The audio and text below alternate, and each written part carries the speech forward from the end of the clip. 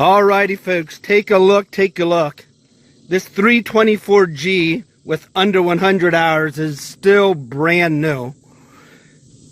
Just came in. It was owned by a local contractor. He bought it. He did a couple posts with it, with his auger, and he didn't need it anymore, so he's selling it.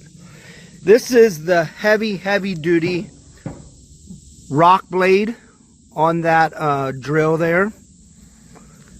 Came with the tires, the heavy duty 2000 series tires, and it also comes with the tough tires, and of course the extreme duty bucket there, John Deere bucket.